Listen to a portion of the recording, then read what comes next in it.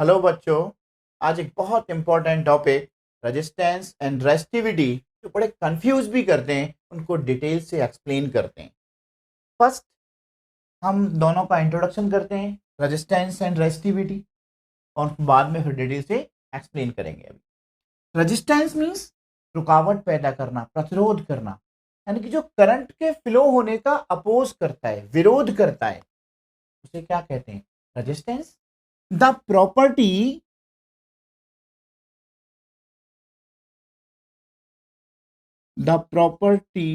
of a conductor which opposes the flow of current, that is electrons। यानी कि conductor का एक ऐसा प्रॉपर्टी जो इलेक्ट्रॉन्स या करंट के फ्लो होने का अपोज करता है, विरोध करता है, वही क्या है? रेजिस्टेंस है। And resistivity is also called specific resistance. इसे क्या कहते हैं हम? Specific resistance. यानी कि ये भी करंट के फ्लो होने का विरोध करता है, लेकिन इसमें कंडीशन है। क्या कंडीशन है? यानी कि ऐसा कंडक्टर जो करंट के फ्लो होने का अपोज तो करता है, कोई भी कंडक्टिंग मटेरियल, लेकिन उसके डायमेंशन फिक्स हैं। यानी कि length 1 metre and cross sectional area of the conductor 1 metre square, that's called resistivity. यानी कि resistance of conducting material having a specific dimension। यानी कि resistance of conducting material having specific dimension, उसका dimension fix है। यानी कि suppose ये कोई कंडक्टर है, कंडीशन लगा दी उसमें। क्या कंडीशन है? Length 1 metre and cross sectional area of the wire, area का फॉर्मूला क्या होता है? Pi R square. और इसका एरिया भी फिक्स है, कितना है? 1 मीटर स्क्वायर। इसका जो रेजिस्टेंस होगा वही क्या होगा? रेजिस्टिविटी। यानी कि रेजिस्टेंस, यानी कि वो भी विरोध कर रहा है इलेक्ट्रॉन के फ्लो होने का, अपोज करने का, लेकिन उसके डायमेंशन फिक्स है। Length 1 metre and cross sectional area 1 metre square, that is called resistivity और स्पेसिफिक रेजिस्टेंस। इसको डिटेल से एक्सप्लेन करेंगे अभी आपके साथ।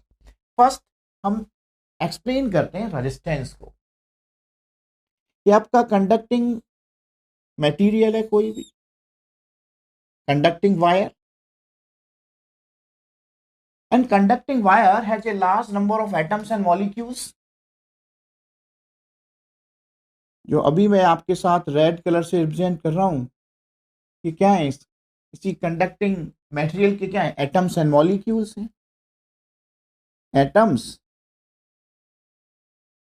And molecules. And current flow conductor में क्यों हो रहा है? Due to the presence of free electrons. यानी कि इसके अंदर क्या होगा? लार्ज नंबर ऑफ क्या है? फ्री इलेक्ट्रॉन्स भी हैं। जो मैं अभी आपके साथ ब्लू कलर से रिप्रेजेंट किया है, क्या है आपका? Free electrons. Large number of free electron. जब करंट फ्लो होगा, करंट कब फ्लो होगा? जब आपसे कनेक्ट करेंगे,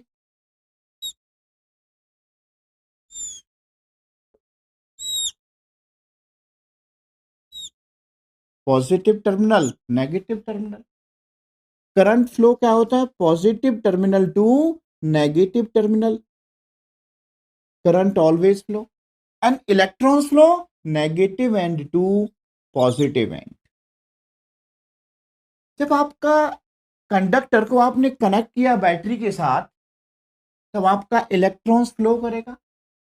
When electrons move one place to another place, जब इलेक्ट्रॉन मूव करेंगे तब ये मूव क्या होंगे? एटम्स या मॉलिक्यूल से टकराएंगे, कोलाइड करेंगे आपस में, और कोलाइड करेंगे तो क्या होगा, हीट जनरेट होगा या नहीं होगा, हीट जनरेट होगा, और उसे आप क्या कहते हैं, थर्मल एनर्जी। यानी कि हमारे इलेक्ट्रॉन्स मूव करेंगे और उसमें हीट भी रिलीज होगा। समझ में आया बात नहीं आया?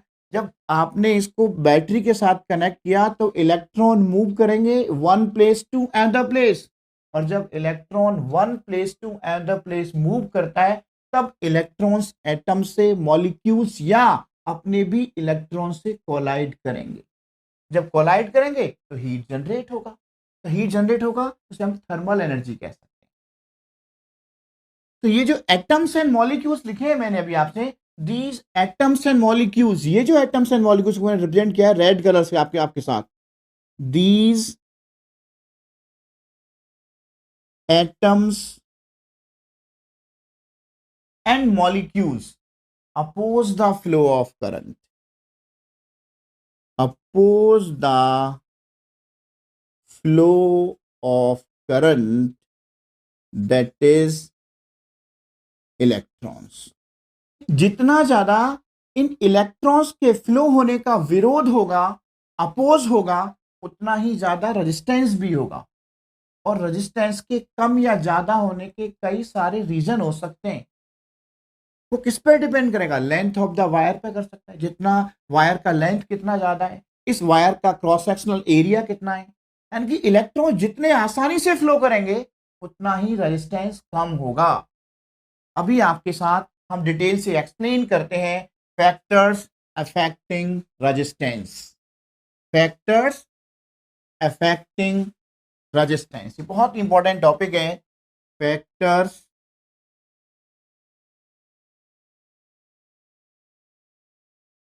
अफेक्टिंग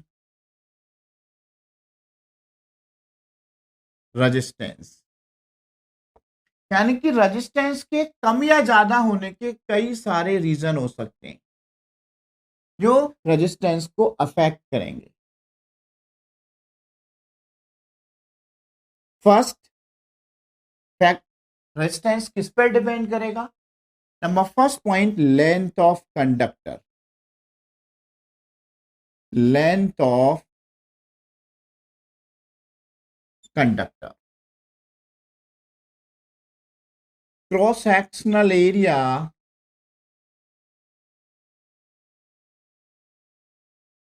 ऑफ वायर, और वायर को आप कंडक्टर भी लिख सकते हैं, वायर और conductor. Third one is temperature, and fourth one is nature of conducting material. यानी कि हमारा कंडक्टर किसका बना हुआ है, किस मेटल का बना हुआ है, उस पर डिपेंड करेगा। Length of the conductor, first हम आपके साथ अभी एक्सप्लेन करते हैं लेंथ ऑफ द कंडक्टर।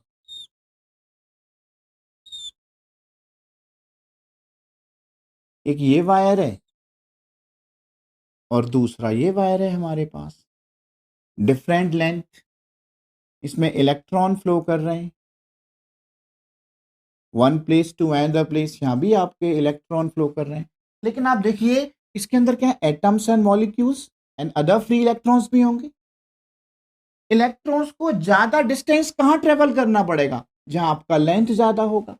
जब लेंथ ज्यादा होगा तो वहां इलेक्ट्रॉन की एटम्स या मॉलिक्यूल्स या जो अदर फ्री इलेक्ट्रॉन्स हैं उनसे टकराने की प्रोबेबिलिटी ज्यादा होगी। अब प्रोबेबिलिटी इलेक्ट्रॉन्स की ज्यादा है तो ज्यादा हीट जनरेट करेंगे, यानी कि कुछ हमारा इलेक्ट्रिक करंट हीट के फॉर्म में लॉस्ट हो जाएगा। यानी कि जितना ज्यादा लेंथ ऑफ द वायर होगा उतना ही ज्यादा इलेक्ट्रॉन को one place to other place तक आने के लिए डिस्टेंस ज्यादा कवर करना पड़ेगा। जितना डिस्टेंस ज्यादा कवर करेंगे उतना रेजिस्टेंस भी ज्यादा होगा। तो इन दोनों वायर में किसका रेजिस्टेंस ज्यादा है, फर्स्ट वाले का रेजिस्टेंस ज्यादा है, क्योंकि इसका लेंथ ज्यादा है, ज्यादा इलेक्ट्रॉन्स को डिस्टेंस कवर करना पड़ेगा। एक दूसरे तरीके से आप समझ सकते हैं, सपोज ये आप जा रहे हैं दिल्ली टू आगरा और ये जा रहे हैं आप दिल्ली टू मथुरा, दिल्ली टू आगरा और दिल्ली टू मथुरा, कार से जा रहे हैं। जब आप ये बताइए, जब दिल्ली से आप आगरा जाएंगे तो ज्यादा गाड़ियां ओवरटेक कहां करनी पड़ेंगी आपको, जब आप दिल्ली से आगरा जाएंगे। यानी कि वो ज्यादा रेजिस्टेंस हो गया नहीं हो गया आपका, यानी कि जितना ज्यादा डिस्टेंस आप कवर करेंगे उतनी ही गाड़ियों को आपको क्रॉस करना पड़ेगा। जब मथुरा की ओर जाएंगे तो आपको कम डिस्टेंस कवर करना पड़ेगा। तो इन दोनों बात से आपने क्या कंक्लूजन निकाला कि resistance depends on length of the conductor, वो भी क्या है, directly proportional. Larger the length of conductor, larger will be the resistance. तो हमने इस बात को कंक्लूजन किया, इलेक्ट्रॉन्स फ्लो कर रहे हैं इसके साथ। अभी हमने निष्कर्ष निकाला, आपके साथ रिजल्ट पे पहुंचे कि resistance is directly proportional to length of the conductor. L क्या है ये, length of the conductor. Second one, cross sectional area of the wire. हमने फर्दर दो वायर लिए, अब इनका लेंथ सेम है और मटेरियल भी सेम है इन दोनों वायर का, लेकिन क्रॉस सेक्शनल एरिया क्या है इन दोनों का, डिफरेंट है। This is cross sectional area, ये एरिया, इसका फॉर्मूला होता है पाई आर स्क्वायर। ये भी एक क्रॉस सेक्शनल एरिया है। अब इन दोनों में किसका एरिया ज्यादा है, फर्स्ट वाले फिगर का एरिया ज्यादा है। इसमें किसमें इलेक्ट्रॉन्स आसानी से फ्लो कर सकते हैं,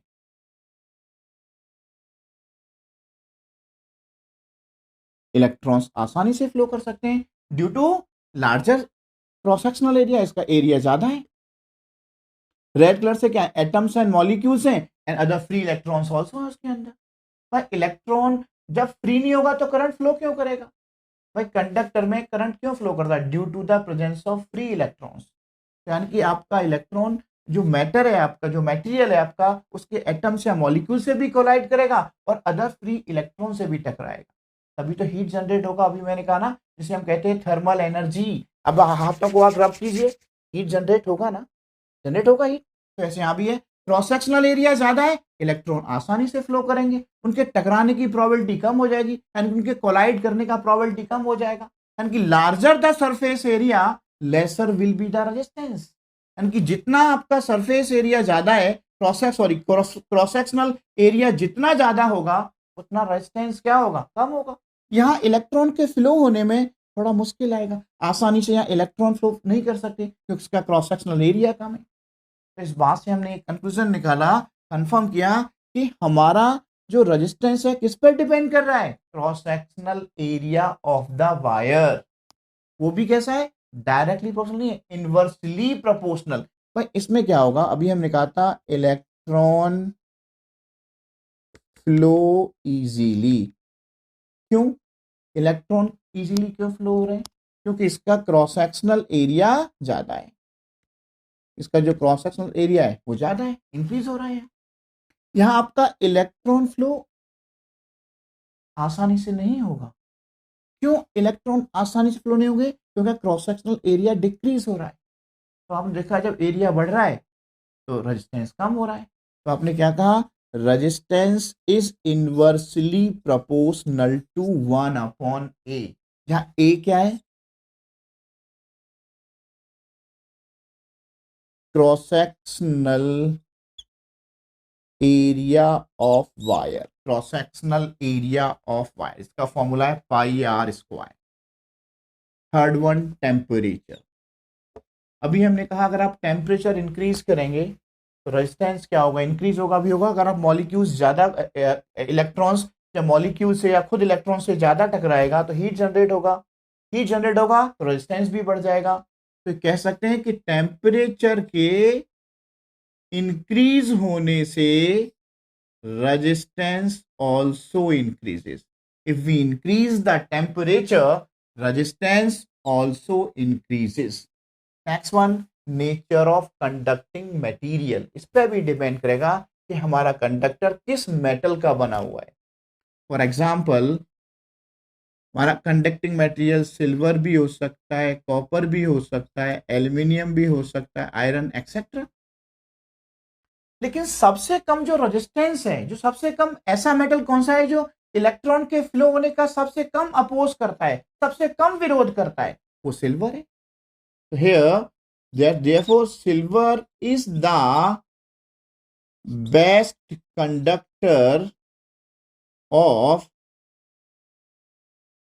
इलेक्ट्रिसिटी। सिल्वर बेस्ट कंडक्टर क्यों है? वो सबसे कम अपोज करता है फ्लो ऑफ करंट या इलेक्ट्रॉन्स का। अभी हम आपके साथ इक्वेशन नंबर 1 यानी कि R proportional to L and R proportional to 1/A दोनों को कंबाइन करते हैं और एक रिलेशनशिप डेवलप करते हैं रेजिस्टेंस के रिगार्डिंग, डिफाइन करते हैं। R proportional to L and R proportional to 1/A, inversely proportional. मेरे साथ देखिए,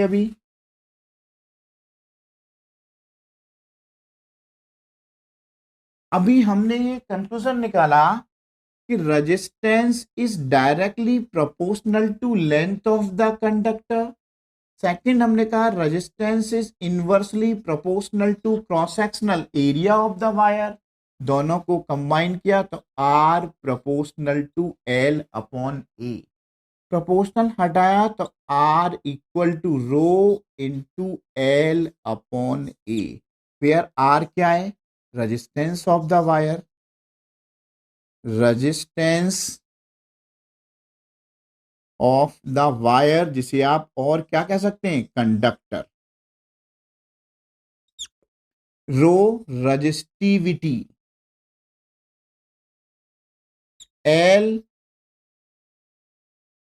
length of conductor, length of a conductor, and A cross sectional area of wire या कंडक्टर। सपोज ये कोई कंडक्टर है, इसका ये लेंथ है, क्रॉस सेक्शनल एरिया ए है, तो रेजिस्टेंस क्या होगा? रो इंटू L/A। आपने एक और पढ़ा होगा ओम्स लॉ, यानी कि ओम्स लॉ के अकॉर्डिंग भी हम रेजिस्टेंस कैलकुलेट कर सकते हैं। ओम्स लॉ क्या पढ़ा? V equal to IR, therefore R equal to V/I। ये भी रेजिस्टेंस है। रेजिस्टेंस क्या है? Ratio of potential difference and current. तो what is the unit of resistance? Unit क्या होगा रेजिस्टेंस का? What is the unit of volt potential difference? Volt upon ampere, और क्या कह सकते हैं? वोल्ट पर ampere. That one is called ohm, denoted by Greek sign omega.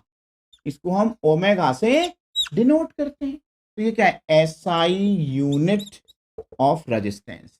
यानी कि रेजिस्टेंस को दो फॉर्मूले से कैलकुलेट किया जा सकता है। एक था R equal to rho into L/A, और with the help of ohm's law also V equal to IR, पे R रेजिस्टेंस है, V पोटेंशियल डिफरेंस है, and I current flow in the circuit. कितना करंट फ्लो हो रहा है circuit में। अभी हम डिफाइन करते हैं आपके साथ रेजिस्टिविटी क्या होगा। रेजिस्टिविटी रो, उसको भी एक्सप्लेन करते हैं रेजिस्टिविटी को।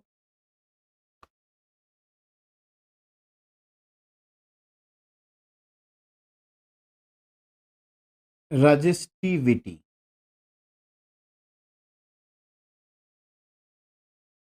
किससे डिनोट करते हैं? रो, ग्रीक वर्ड।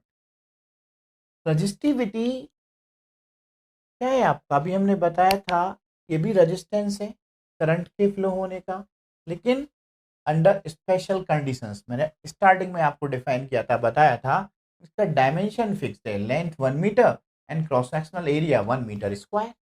यानी कि resistance of conducting material, resistance of conducting material having specific dimension, having specific dimension is called resistivity। यानी कि डायमेंशन फिक्स्ड है उसके। क्या डायमेंशन फिक्स्ड है? That is length should be 1 metre and cross sectional area of the wire और conductor 1 metre square. यानी कि ये आपका कोई कंडक्टर है, किसी भी मटेरियल का बना हुआ कंडक्टर जिसका लेंथ 1 मीटर है and cross sectional area this one, इसका फॉर्मूला है ए, फॉर्मूला क्या है इसका, पाई आर स्क्वायर, वो कितना है 1 मीटर स्क्वायर, इसका जो रेजिस्टेंस होगा दैट्स कॉल्ड रेजिस्टिविटी। अभी हमने डिस्कस किया था, आपके साथ याद होगा, रेजिस्टेंस किस पर डिपेंड करता है, लेंथ ऑफ द वायर पे, cross sectional area of the wire पे, और फॉर्मूला हमने क्या बनाया था, R equal to rho into L upon A, फिर रो क्या है, resistivity,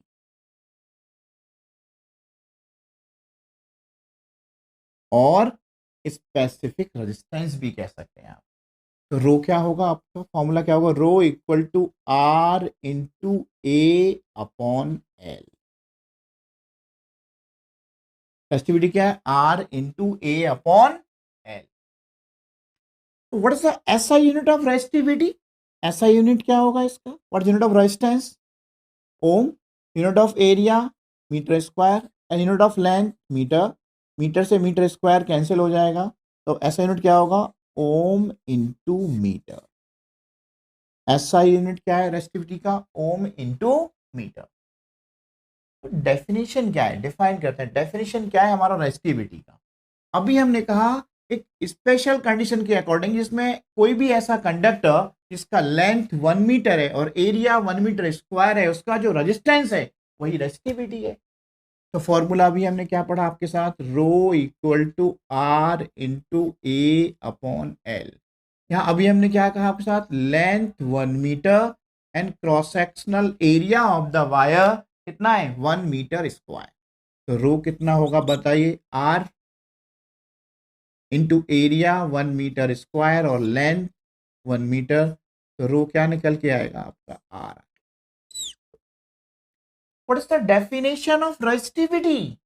Resistance offered by a wire. Resistance offered by a wire of unit length and unit cross-sectional area. Unit length and unit cross-sectional area is called resistivity. Resistance offered by a wire of unit length and unit cross-sectional area is called resistivity। यानी कि आपका जो conductor है उसका length कितना होना चाहिए, unit length, unit means 1 metre, cross sectional area वो भी कैसा है, unit means 1 metre square, that's called resistivity. तो रो इक्वल टू आर कब होगा, यानी कि आपका रेजिस्टिविटी रेजिस्टेंस के इक्वल कब होगा, जब उसका length 1 metre and cross sectional area of the wire कितना हो जाए, 1 मीटर स्क्वायर। कुछ एक एग्जांपल्स देखते हैं, आप याद कर सकते हैं कि हमारा मेटल का रेजिस्टिविटी किस रेंज में होगा, एलॉय का और इंसुलेटर का एक रेंज आप याद कर सकते हैं। इसमें कोई एग्जाम में कभी क्वेश्चन आ सकता है तो उसे आप सॉल्व कर सकते हैं। जैसे कुछ एग्जांपल्स हैं, नोट कर लिया आप सबने ये,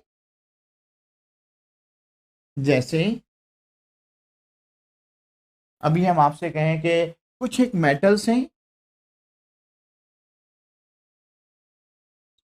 उसके बाद आपका एलॉयज, और फिर आपके आते हैं insulator.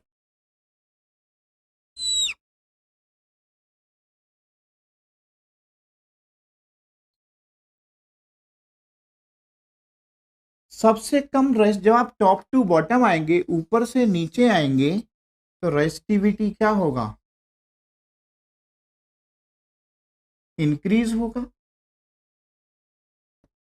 Resistivity increases.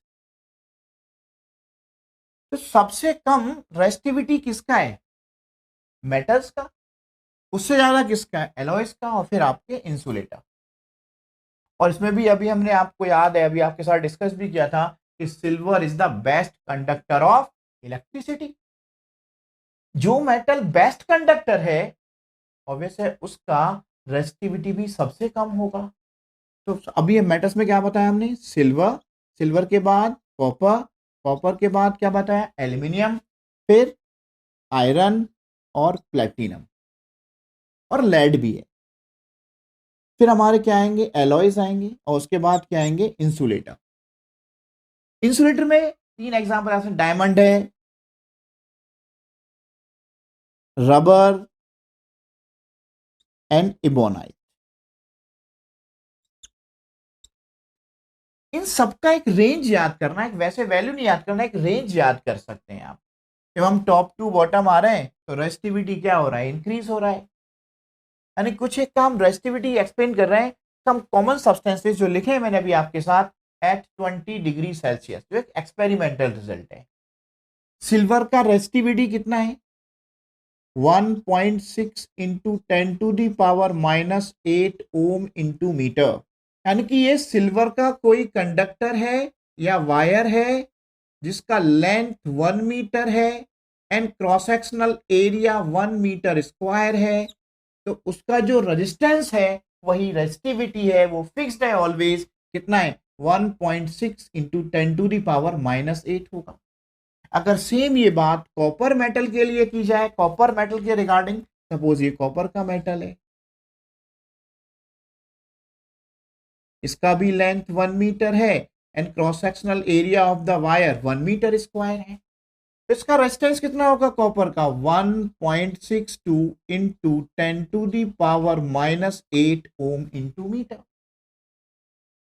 Third one aluminium, ऐसे सेम अगर एल्यूमिनियम का कंडक्टर लिया जाए और जिसका लेंथ भी फिक्स है 1 metre and cross sectional area कितना है 1 मीटर स्क्वायर, तो एल्यूमिनियम मेटल का रेजिस्टिविटी कितना होगा 2.62 इंटू 10⁻⁻8 ओम इंटू मीटर। यानी कि सबसे कम रेजिस्टिविटी किसका है, सिल्वर का, तभी तो वो बेस्ट कंडक्टर है।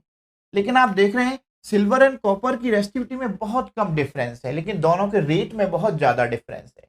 तो तभी हम कॉपर को ज्यादातर इलेक्ट्रिक बाइंडिंग में या इलेक्ट्रिक अप्लायंसेस में हम कॉपर ही इस्तेमाल करते हैं, तो वो सिल्वर से बहुत कम कॉस्टली है। सिल्वर तो बहुत कॉस्टली है और दोनों की रेजिस्टिविटी में कोई ज्यादा डिफरेंस है नहीं।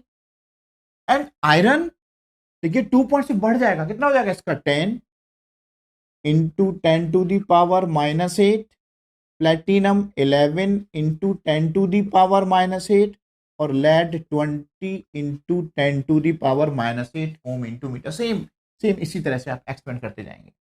एलॉयस का जो रेसिस्टिविटी है उसका एक रेंज होगा, उस रेंज में लाई करते हैं, यानी कि 44 इंटू 10⁻⁻8 की रेंज से लेके ये 100 इंटू 10⁻⁻8 की रेंज तक लाई करते हैं।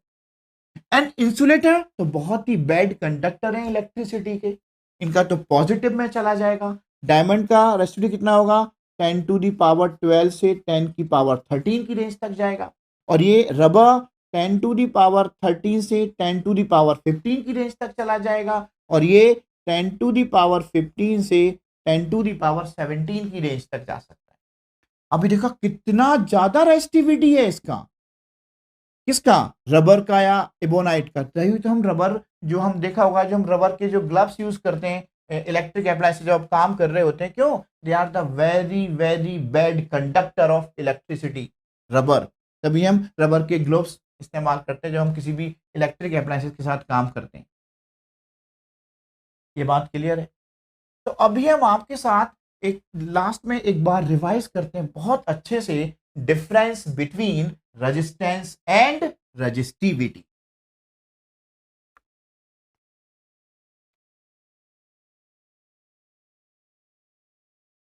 रेजिस्टेंस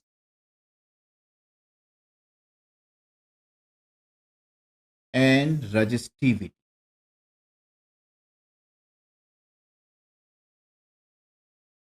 इन दोनों में क्या डिफरेंस। सबसे पहले हम डिफाइन करते हैं कि डेफिनेशन क्या है। अभी हमने एक्सप्लेन भी किया था, what do mean by resistance, ability of conductor to oppose the flow of current, जो करंट के फ्लो होने का अपोज कर रहा है, विरोध कर रहा है, that one is called resistance. Ability of conductor which opposes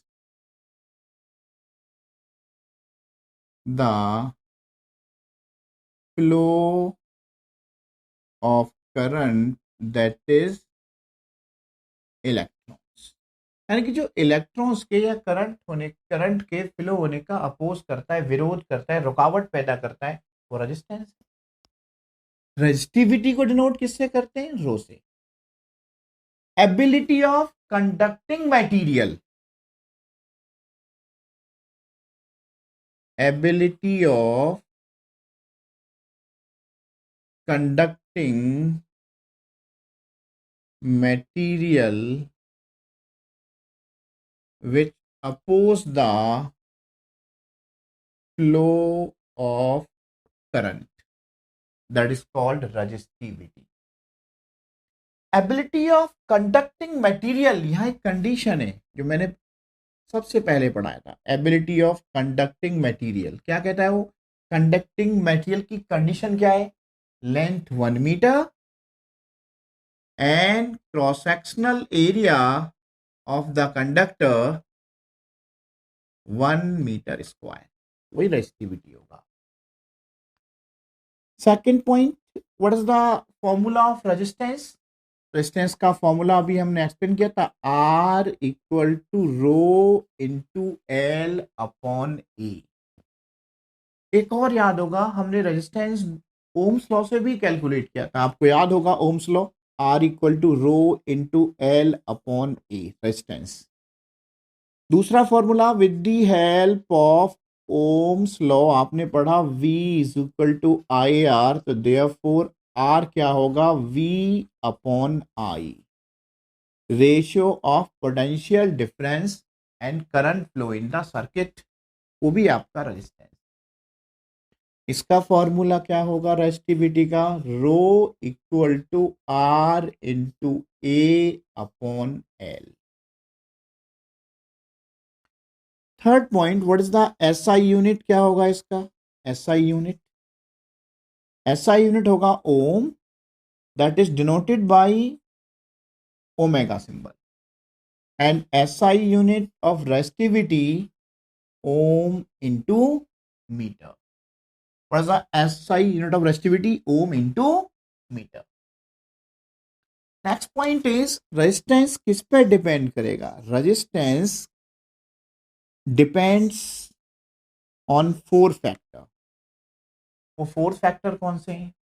resistance length of conductor पर डिपेंड करेगा, cross sectional area of the wire पर डिपेंड करता है, टेम्परेचर पे भी डिपेंड करता है, एंड कंडक्टिंग मटेरियल पे भी डिपेंड करता है। किसका बना हुआ है? मटेरियल पे भी डिपेंड करता है।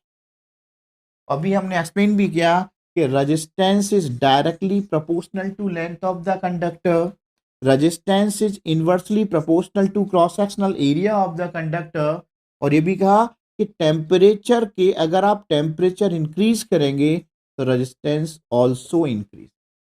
कंडक्टिंग मटेरियल किसका बना हुआ है?